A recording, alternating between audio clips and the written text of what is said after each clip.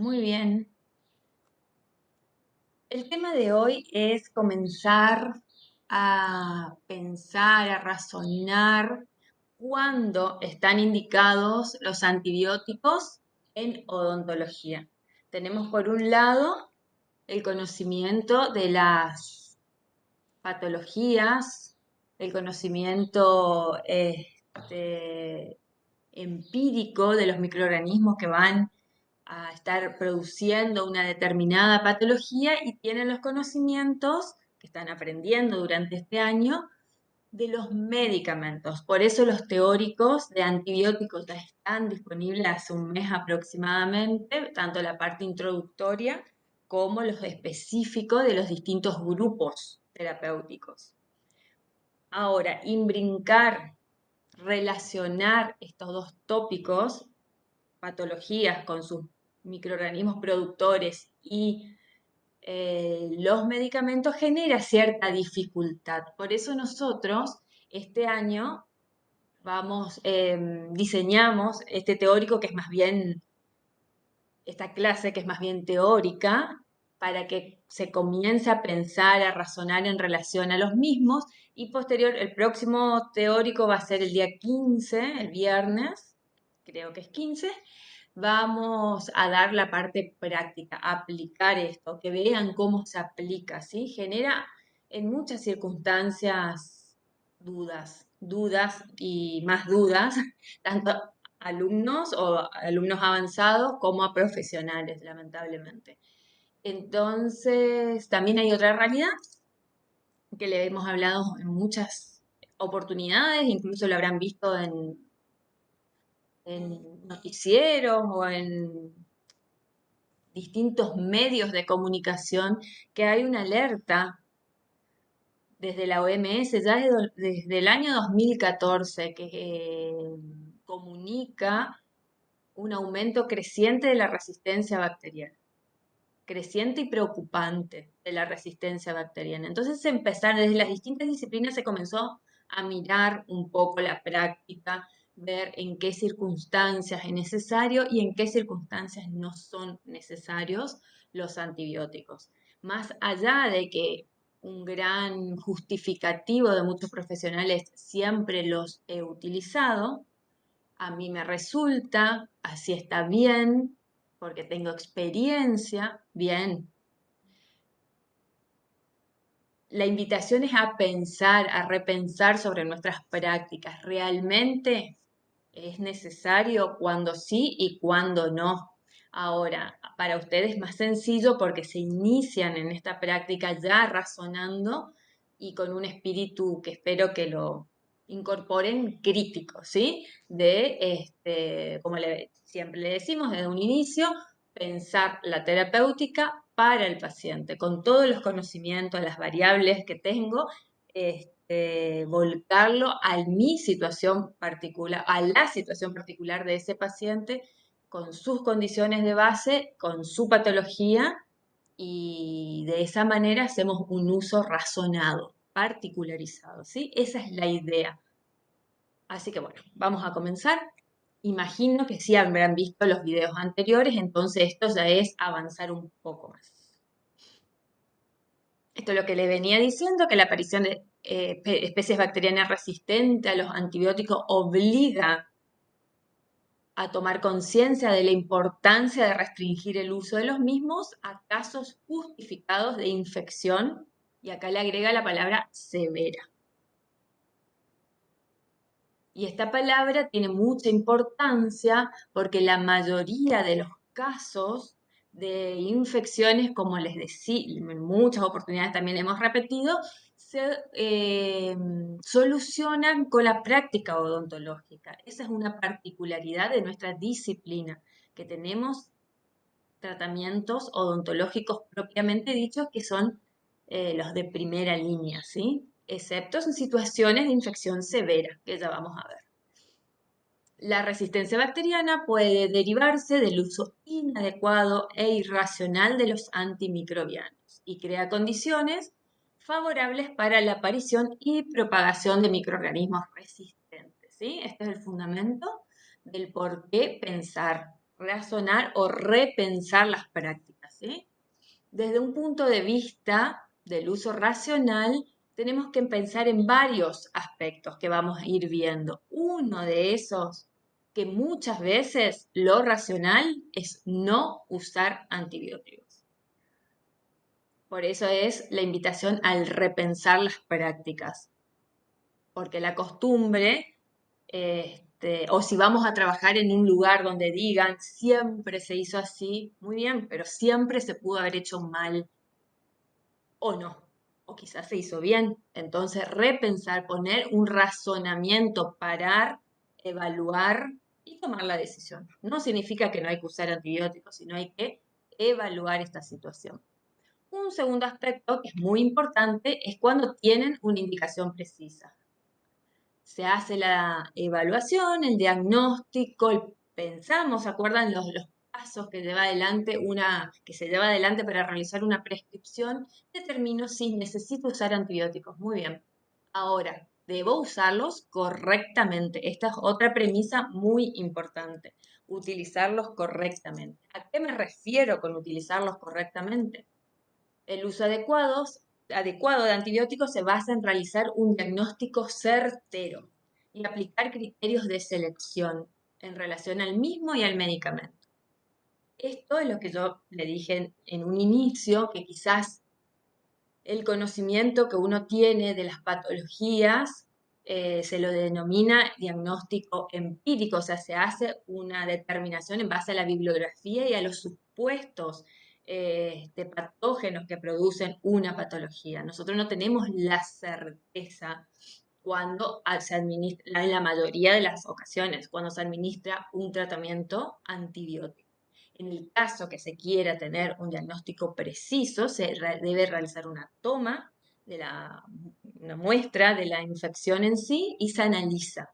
Se hace un antibiograma, se se conocen de esa manera los microorganismos infectantes y los antibióticos a los cuales estos son sensibles. Pero esto se hace en casos puntuales. En general, la medicación es sobre un diagnóstico empírico, ¿sí? Que no está mal, pero es así. Es así en la mayoría de las veces. Y se deben aplicar criterios de selección, por supuesto, que es lo que nosotros vamos a desarrollar a lo largo de este curso. Ya venimos planteándonos situaciones que hagan que se desarrolle este criterio de selección. Eligiendo el antibiótico de menor espectro posible a fin de de afectar el resto de la microbiota lo menos posible. Es así. Si tenemos que elegir, siempre el del menor espectro posible. Otro punto muy importante en el tratamiento con antibióticos es administrar a intervalos regulares y en dosis precisa. Ustedes también, por conocimiento del medicamento, sabrán que si eligen uno, tiene su posología. Desde 500, por ejemplo, amoxicilina, 500 miligramos, 875 miligramos cada 8 horas. En cambio, si voy a seleccionar acitromicina en 250 o en 500 miligramos, es cada 24 horas, una administración diaria. Desde el conocimiento del medicamento, desde la teoría, saben cuál es la pauta adecuada. Entonces, es importante que se escriba, se administre de esta manera, claramente, escribiendo en las indicaciones y diciéndole verbalmente al paciente. Esto es muy importante. Y también decirles que cumplan el tratamiento. Si van a dar un tratamiento, se debe ser ejecutado por el paciente de esa manera. Eso es muy importante también. Primero que lo tomen ustedes como importante y después que se lo transmitan al paciente como importante, ¿sí? Para evitar justamente, o sea, tratamientos mal realizados, recidivas, por ende la resistencia bacteriana, es sumamente importante. Y los intervalos también, como se habló en otro video que le hemos expuesto o subimos al aula, siempre cuando se administran antibióticos se tiene que mantener estable la concentración mínima inhibitoria. Si un determinado antibiótico se debe administrar cada 8 horas, no puedo pasarme a 10, cada 12, y bueno, sí, tome 3 pastillas al día, dice el paciente, sí, pero no, no es lo adecuado, porque por alguna razón justificada se debe administrar cada 8 horas. Es decir, que esa línea de estabilidad de cantidad de antibiótico en sangre no debe bajar nunca por debajo de la concentración inhibitoria mínima para que el tratamiento sea efectivo. Muy bien. Entonces esas son las premisas en algún punto. Pensar, ¿es necesario o no es necesario? Si es necesario, y debo elegir siempre el del menor espectro posible. Y además, educar al paciente en que se respete esa posología, la frecuencia en la cual ustedes van a indicar ese antibiótico. Cada cuántas horas y por cuántos días realizar ese tratamiento, ¿sí? Bien, selección de antibióticos, un pequeño repaso. La infección odontogénica típica es considerada mixta, está compuesta por gérmenes aerobios y anaerobios, predominando unos sobre otros de acuerdo a la patología, ¿sí? De acuerdo a determinadas circunstancias. En odontología se realiza por lo general una prescripción empírica, lo que yo les decía, basada en la epidemiología clínica y bacteriana, sin confirmar en la mayoría de los casos por un diagnóstico microbiológico, ¿sí? Eso es en la mayoría de los casos. Cuando ustedes ven que es una infección que recidiva, que no fue efectivo el tratamiento odontológico más el antibiótico, bueno, amerita tomar una muestra y analizar. Las infecciones de origen pulpar. Siempre se necesita eliminar los microorganismos patógenos y sus subproductos, incluso los restos pulpares de los sistemas de conductos infectados y establecer las condiciones que sean favorables para que el propio organismo pueda resolver y terminar de debridar y comience el proceso de curación. Esto también es re importante que lo tengan en cuenta porque administrar antibiótico por un tiempo largo, esperando a que solucione los problemas que tienen que ver con la pieza dentaria, que sea de origen pulpar o periapical, no lleva a una buena resolución y es perpetuar un sufrimiento para el paciente, su patología, la ingesta de antibióticos que le puede traer seguro le va a traer resistencia para cuando realmente lo necesita. O sea, va llevando como una bola de nieve a problemas, más problemas, más problemas y no se soluciona. O sea, siempre tengan en cuenta que lo fundamental es realizar el tratamiento odontológico.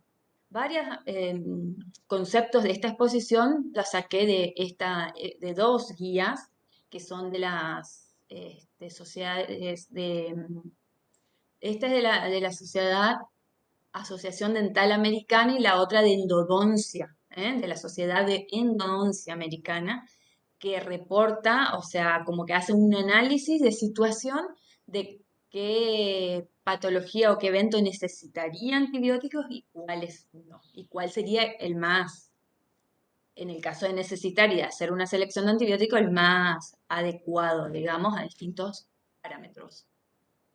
Las bacterias pueden estar asociadas a caries y producir síntomas como una pulpitis irreversible, puede haber inflamación del tejido.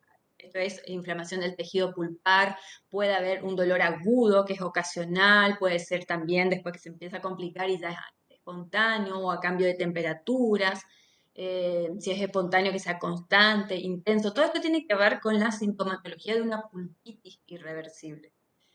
La inflamación puede progresar de la pulpa hacia la región periapical. Esto lleva a una periodontitis apical que es sintomática, dolorosa. Puede mantenerse la pulpa viva o pasa a estar necrótica. Esto es como un cuentito de lo que puede pasar, ¿no? A pulpa necrótica, es decir, que ahí ya tenemos necrosis pulpar y ya puede haber también una periodontitis apical que es sintomática. O sea, todo esto se acompaña de dolor. Esté la pulpa viable todavía o ya esté necrótica. La infección incluso puede seguir moviéndose a través del hueso, llegar a los tejidos blandos, se puede formar un absceso apical agudo localizado y dependiendo de la ubicación de este absceso y del estado general del paciente, puede mantenerse localizado o puede tener un potencial de diseminación y convertirse en una infección sistémica. Ese es el punto. Acá donde nosotros debemos determinar realmente la necesidad o no de utilizar antibióticos. Es en este punto, ¿sí? Todo lo anterior se puede solucionar con un tratamiento odontológico. Será una operatoria, será una endodoncia, en otros casos será una exodoncia. En el caso de infecciones endodónticas avanzadas, cuando hay, perdón, necrosis, no hay vascularización y ese es el gran impedimento de que los medicamentos puedan llegar realmente a ese sitio de infección y cumplir su acción antimicrobiana. No hay vascularización, hay tejido necrótico. Lo mismo pasa cuando hay abscesos periapicales por la presencia de pus. Todo esto limita el suministro vascular, hay restos celulares, proteínas, y es lógicamente, o sea, si uno lo piensa un poco, se da cuenta de que el medicamento que se administra por vía oral y sufre todo el proceso que ustedes ya estudiaron hasta llegar al sitio de acción donde va a ejercer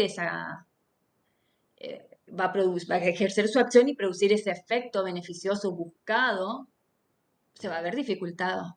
Va a haber dificultad, no hay vascularización, hay pus, hay mucho detritus, mucho material de la degradación de la lucha entre el sistema inmune y la noxa, y esto hace que no sea efectivo. Necesariamente se necesita hacer un drenaje, se necesita un tratamiento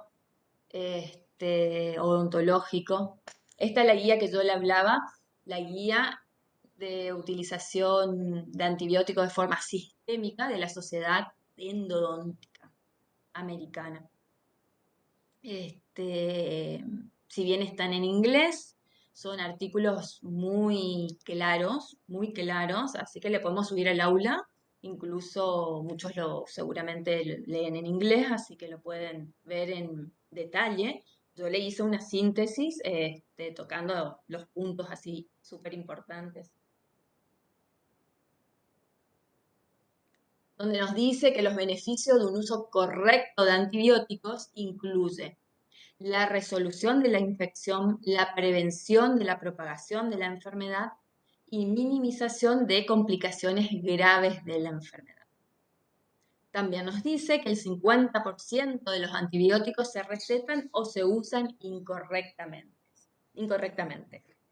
Y esto sí, es factible porque muchas veces con el supuesto de minimizar complicaciones, ni siquiera graves, porque el artículo dice complicaciones graves. Muchos profesionales utilizan antibióticos solamente bajo un supuesto de minimizar complicaciones. Y con todo lo que hemos visto, ya nos podemos dar una clara idea de que esto no es así. No es así. Los estudios han demostrado que los antibióticos complementarios no son eficaces para prevenir o mejorar los signos y síntomas en caso de pulpitis irreversible que cursa con dolor, sea sintomática o no, en caso de la periodontitis apical o absceso apical agudo localizado, lo vimos hace un ratito, que cursan estas circunstancias tienen mucho dolor. Así que más allá que puedas tener como agente productor microorganismos, no es necesario utilizar antibióticos.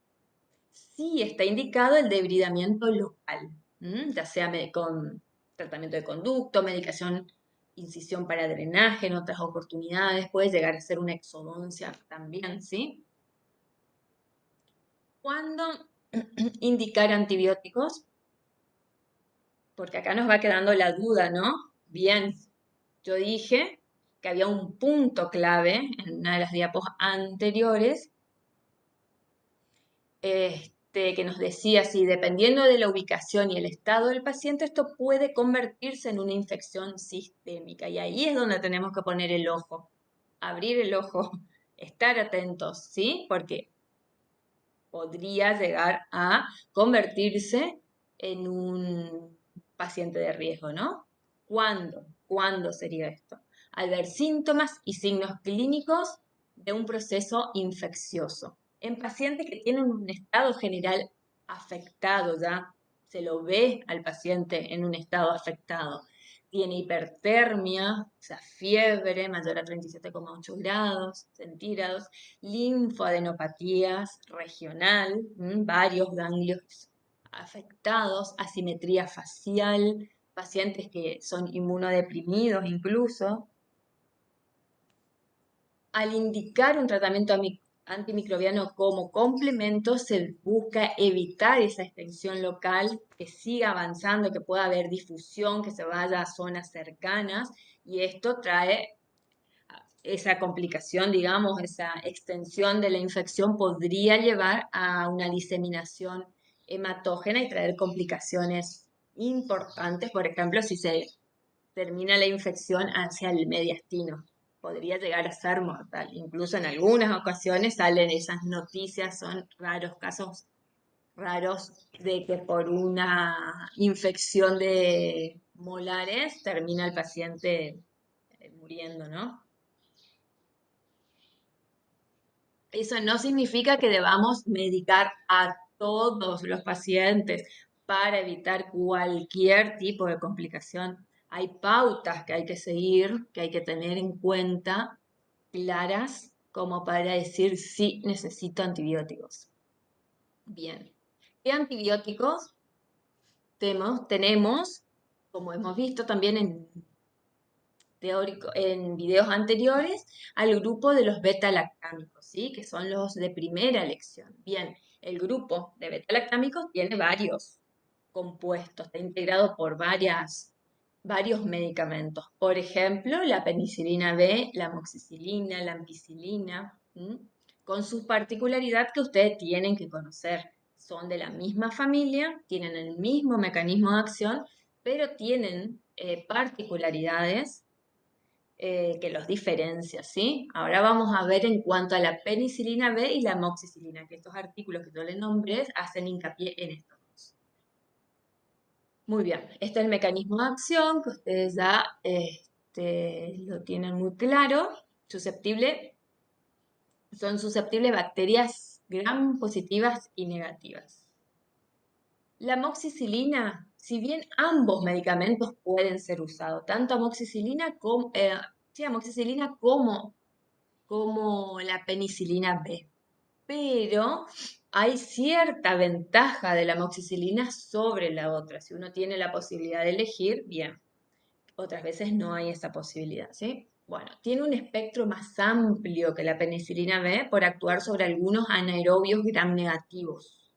Tienen una mejor penetración en esos microorganismos. Se absorbe más fácilmente, no se absorbe, la penicilina B, perdón, se absorbe mal y esa acumulación hace que pueda producir una depresión de la flora gastrointestinal, alteraciones digestivas, ¿sí? Como hablando mal y pronto, ser más lesiva para el estómago. La amoxicilina, la absorción de la misma no se ve afectada por los alimentos, rápidamente alcanza picos plasmáticos a las 2 horas de la ingestión, en cambio otros, como la ampicilina incluso y la penicilina B, sí se ve afectada por los alimentos. Solo aproximadamente el 20% de la amoxicilina la amoxicilina absorbida está unida a proteínas en el plasma. Esto hace que se haya mayor cantidad de amoxicilina libre para ir y ejercer su acción. Tiene una vida media significativamente mayor que la penicilina B. ¿Y esto qué significa que tenga una vida media mayor? Significa que se puede administrar 3 veces al día, o sea, cada 8 horas, como es la administración de la amoxicilina en cualquiera de sus dosis, en lugar de 4 veces que requiere la penicilina B, o sea, cada 6 horas. Esto genera como más inestabilidad por ahí en el paciente que se acuerde y que se acuerde y que continúe, que haga realmente bien su tratamiento. Lo mismo pasa con la ampicilina, que es el medicamento que es sumamente similar a la amoxicilina, forman parte del grupo de los medicamentos de espectro ampliado, ¿sí? Dentro de la clasificación de beta-lactámicos. Muy bien, la Asociación Dental Americana, ¿qué sugiere? No prescribir antibióticos para pacientes inmunocompetentes, o sea, que tengan un buen estado general, en entornos donde un tratamiento conservador esté disponible. ¿Esto qué significa? Que se pueda hacer un tratamiento odontológico, ¿sí? Dado que los beneficios son potencialmente insignificantes y producen probablemente grandes daños asociados a su uso. Y estos grandes daños, más allá de la depresión gastrointestinal que pueda producir diarrea, bueno, todos los efectos adversos que ustedes van a leer en la bibliografía, dando un tratamiento que no es necesario, o sea, realmente es daño. Bueno, más allá de todo eso, el aumento de la resistencia bacteriana. Utilizar mal antibióticos nos lleva a que esa persona y la comunidad, porque esto es como exponencial, tengan mayor resistencia bacteriana. Y el día que tengan una infección que solamente puede ser tratada con antibióticos, este no haga efecto. Y eso es terrible, ¿sí? Así que por eso es la conciencia, se llama a tener conciencia. ¿Qué más sugiere la ADA? Prescribir antibióticos para pacientes adultos, porque ellos hablan de pacientes adultos, ¿eh? Estamos haciendo foco en pacientes adultos inmunocompetentes con necrosis pulpar o absceso localizado solo cuando no es posible hacer un tratamiento conservador, que es el odontológico, propiamente dicho, ¿sí? Lo llaman así, pero se refiere a eso. Hay casos de donde no se puede tratar porque no hay servicio, porque alguna razón puntual de no poder tratar y bueno, ahí se controla, se podría controlar con antibióticos, pero no se puede perpetuar y tenerlo así al paciente 2 meses, porque sepan y cuando lo vean en endodoncia lo corroborarán de que no es el tratamiento. Esta recomendación es específica para situaciones en las que el riesgo de experimentar una afectación sistémica es alta y un paciente puede carecer de acceso inmediato a la atención, ¿sí? Entonces, solamente en esos casos podría llegar a ser, pero mientras se pueda tratar, no se debe utilizar antibióticos para estos casos. Acá, en este gráfico, podemos ver como un despliegue de decisiones que podríamos ir tomando, no sé si lo verán muy bien, es del artículo propiamente dicho, por eso está un poquito más, está muy clarito, pero bueno, le voy diciendo. El paciente tiene dolor o hinchazón, acá en la parte este, derecha usted debe ser, bueno, en esta parte que estoy resaltando dice solamente dolor. La pulpa está vital, está necrótica, en este caso dice está vital y los síntomas que pueden ser no antibióticos, ¿sí? Y en este lado veníamos por pulpa necrótica, necrosis pulpar sintomática o también peritonitis apical que puede llevar a las complicaciones de esa pulpa necrótica, no importa, hay dolor, esté la pulpa vital o necrótica, se hace el tratamiento odontológico, no antibióticos. Y acá dice, paciente para estas siglitas significa una atención conservadora, que es el tratamiento odontológico. Del otro lado tenemos, hay dolor e hinchazón. Bien, entonces se analiza, pensamos, pulpa necrótica localizada, un proceso periapical localizado con o sin manifestaciones sistémicas. Y ahí es donde el punto donde decíamos, si tiene manifestaciones sistémicas, sí antibióticos y tratamiento odontológico. Ni bien se puede hacer el tratamiento odontológico, es lo indicado porque es a partir del cual se va a producir la resolución de esta patología. El antibiótico es complementario. Bien, ¿qué le vamos a administrar al paciente? Pregunta si el paciente es alérgico a la penicilina, sí o no. No es alérgico, porque recuerdan, mejor dicho, que el efecto adverso característico más sonoro del grupo de beta-lactámico es la alergia, la hipersensibilidad. Bueno, bien, no. Entonces pensamos en amoxicilina 500 miligramos 3 veces al día. No es posible, me dice. Bueno, ok, vamos a otra alternativa. Penicilina B, 500 miligramos, pero 4 veces al día. Otra posología, por 3 a 7 días. 7 días aproximadamente, ¿sí? Que es lo que se estima. O 3 días después de la resolución de los síntomas, signos y síntomas, cuando vamos viendo que ya está en vías de recuperación. Pero hay que concluir los tratamientos, ¿sí? Si esta línea, la primera o la alternativa, que era la penicilina B, falla,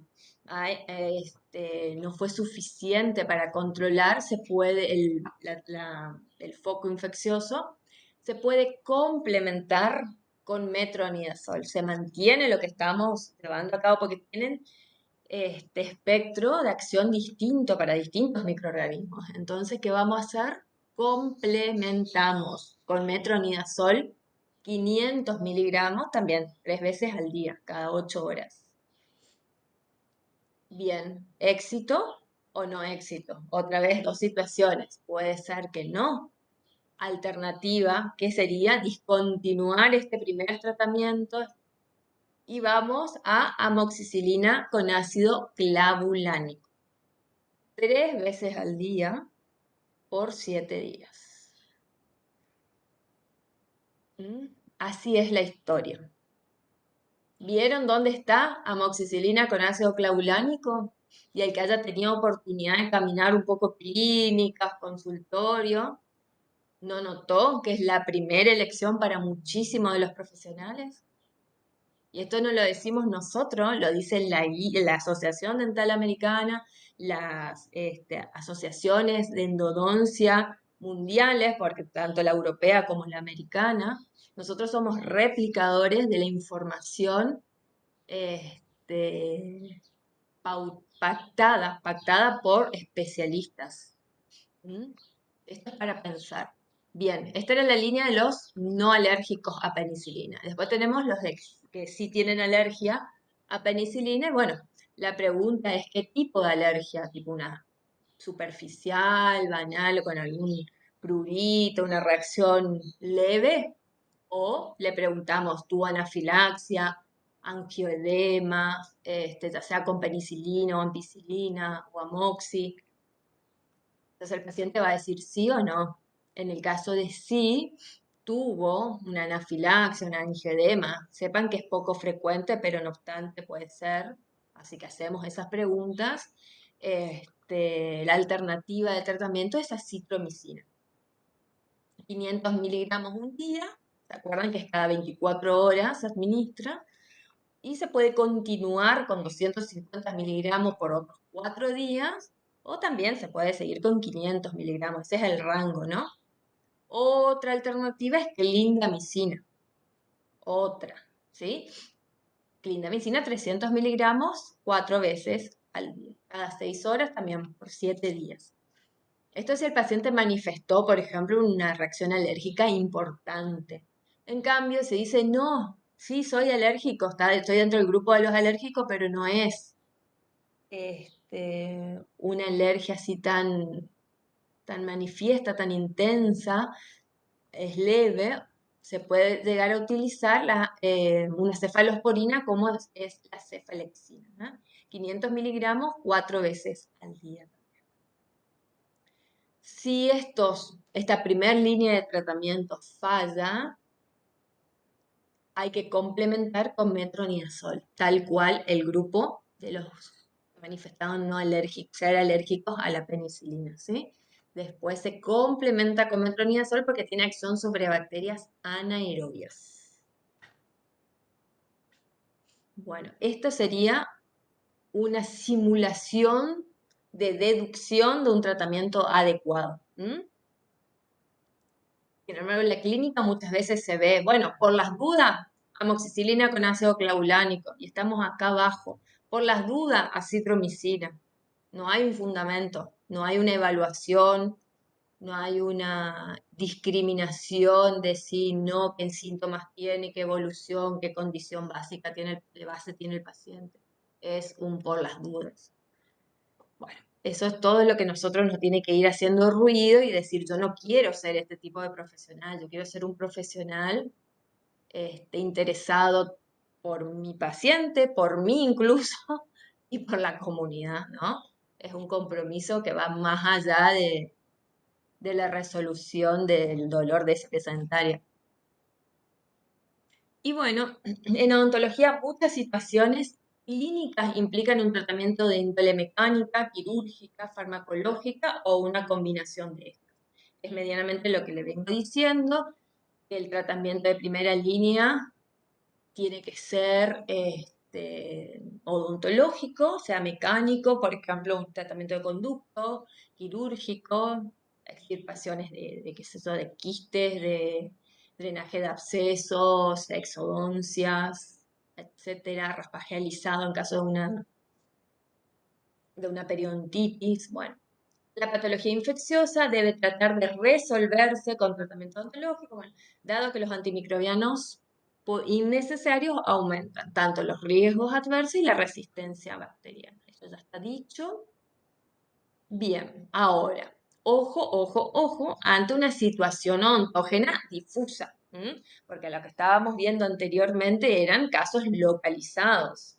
Bien, podemos tener una infección donde los límites no están definidos, donde la cara está muy edematosa, no sabemos si es edema, si es infección, muchas veces hinchazón no necesariamente es infección, puede ser edema, bien, pero tenemos que hacer una determinación y ver que no sea cuestión de que uno minimice y dice, no, no, no hay que usar antibióticos, tampoco caigamos al polo opuesto de decir nunca uso, no, hagamos la evaluación. Hay infecciones que son cérvico-faciales de evolución rápida, se extienden, es lo que yo le decía hoy.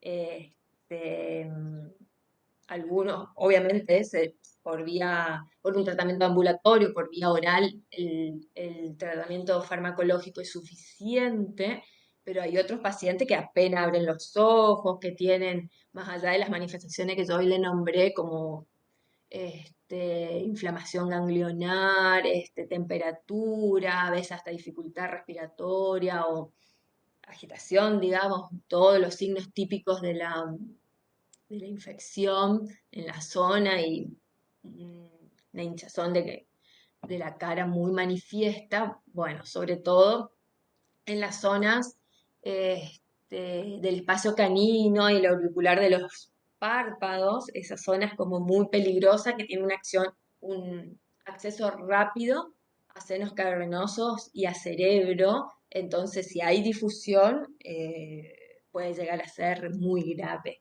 En esos pacientes, cuando ya la infección está latente de hacer esta diseminación, hay que derivar, eso nos tiene que llamar la atención, por eso está en rojo acá, derivar, internar y ahí en el nosocomio, en el lugar donde le van a atender, una medicación endovenosa.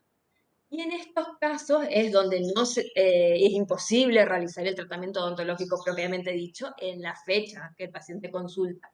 Se comienza con la medicación y en los próximos 5 días a la semana, variable, depende del paciente y de la situación, se puede acceder a la pieza dentaria, hacer la exodoncia, por ejemplo, de la misma, y sí, ya se continúa la medicación por vía oral, ¿no? Pero hay casos puntuales, sí, que nos llama la atención, iniciamos esa derivación, internación, medicación y después el tratamiento odontológico. Sería en estos casos. En síntesis, vamos a tener que controlar la fuente. a esto que me refiero, ¿a qué me refiero con controlar la fuente? Eliminación del foco infeccioso, ¿sí? Con distintas maniobras posibles. Luego tenemos la administración de antibióticos, que puede ser para cocos, gram positivos, y anaerobios, formadores de absceso, eso tenemos que tener en cuenta y es por eso que se adiciona en caso de no efecto, que no es suficiente, se suma el metronidazol, ¿sí? ¿Y qué tengo que tener en cuenta para indicar o no antibióticos si hay fiebre, adenopatías, tumefacción, sobre todo si sea indurado o fluctuante? Si vemos que la infección en cambio es diseminada, no hay límites definidos, derivar. Derivar sin duda. Y diferenciar inflamación de infección, ¿sí? Eso también tienen que tener claro.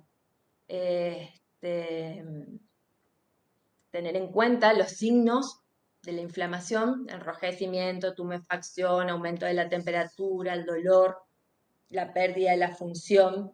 No siempre es infecciosa, si están en duda se puede como punzar y extraer un poquito y ver qué sale, qué líquido, pero bueno, es notorio por los signos, es notorio también cuando, y lo que refiere el paciente si puede manifestar, porque de acuerdo a la condición básica, o como llega, mejor dicho, al consultorio, puedo o no manifestar, ustedes van a determinar el origen, ¿sí? Bueno, esto básicamente es en relación a la teoría de selección de medicamentos. Teoría que va a justificar las decisiones posteriores ante los casos clínicos, ¿sí? Porque después llega el caso y uno empieza, uff, se me mezclaron los tantos, ¿no? Por eso es fundamental que se maneje muy bien lo que es conocimiento de medicamentos, vuelvan a buscar los conocimientos microbiológicos que dieron años anteriores, porque hoy lo tienen que tratar de relacionar. Todos los conocimientos microbiológicos con los medicamentos que están viendo ahora, con el conocimiento de los medicamentos que tienen ahora, y llevar toda esa información a después plasmarla en un buen tratamiento al paciente, ¿sí? Eso es lo fundamental, que sea razonado, ¿sí? Bueno, esto es todo. Voy a